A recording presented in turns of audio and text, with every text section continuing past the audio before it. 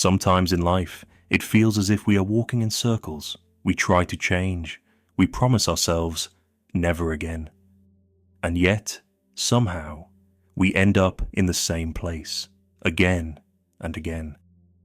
Why does this happen? Why do we keep falling into the same patterns, the same mistakes, the same regrets?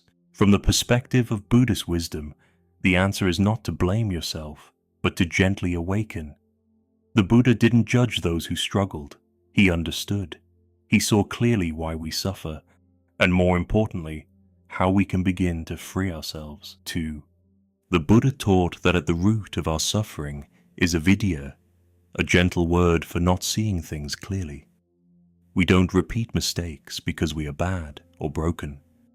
We repeat them because something in us hasn't yet awakened. We're living on autopilot, responding to life through old perceptions, unaware of the deeper patterns guiding our actions. It's like walking in a dim room. You keep bumping into the same table, again and again, until one day you decide to turn on the light. This light is awareness. When we live without mindfulness, our mind is easily swept away by habits, emotions, or fears. But with mindfulness, we start to notice the roots of our actions. Why did I say that? Why did I go back to that situation? What am I truly seeking? That moment of questioning is powerful. It is the first glimpse of clarity. As the Buddha said, whatever one frequently thinks and ponders upon, that will become the inclination of the mind. If we keep feeding the same fearful thoughts, the same insecurities, they grow stronger. But if we start nurturing wisdom, even with the smallest insights, our mind begins to shift. We begin to see more clearly and respond with awareness instead of reaction. Another reason we repeat mistakes is Tanha, craving or attachment, not just to people or objects, but to feelings, to approval, to the illusion of control. We chase what feels good in the short term, even when we know it doesn't serve us in the long run. Sometimes we return to harmful habits or people not because we love the pain, but because we fear the unknown. The familiar, even when it wounds us, can feel safer than the unfamiliar healing we've never experienced. Imagine someone who keeps returning to an unhealthy relationship.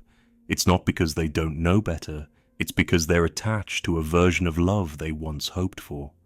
This is the trap of craving. It clouds our judgment and binds us to suffering. The Buddha gently reminded us, from craving arises sorrow. From craving arises fear. For one who is free from craving, there is no sorrow or fear. Freedom begins the moment we realize that not everything we want is good for us. When we stop feeding the craving, even just a little, we create space for clarity, for healing, and for peace. The third reason is subtler, but very powerful: habit energy, deep patterns formed by past thoughts, words, and actions. This is what Buddhism refers to when speaking of karma, not punishment but the momentum of our choices. Each time we react the same way, anger, avoidance, self-blame, we strengthen a groove in the mind. And when we're tired, stressed, or unaware, the mind takes the path of least resistance. That's why we often say, I didn't even think, I just did it again. It's not failure, it's just habit energy taking over. But karma is not fate. It is flexible. It responds to awareness, to intention, to even the smallest effort to change. The Buddha said, drop by drop, the water pot is filled. Likewise, the wise one, gathering little by little, fills themselves with good. Even a single breath taken mindfully, even one kind word or small pause before reacting, that matters. Every drop adds up. And over time, those little choices reshape our entire path. You are not broken. You are not failing. You are simply learning to wake up. Mistakes are not a sign of your unworthiness. They are a call to look deeper, to love yourself more gently, to walk with more light. The Buddha didn't ask us to be perfect. He asked us to be aware, to observe, to choose wisely, and to begin again when we fall.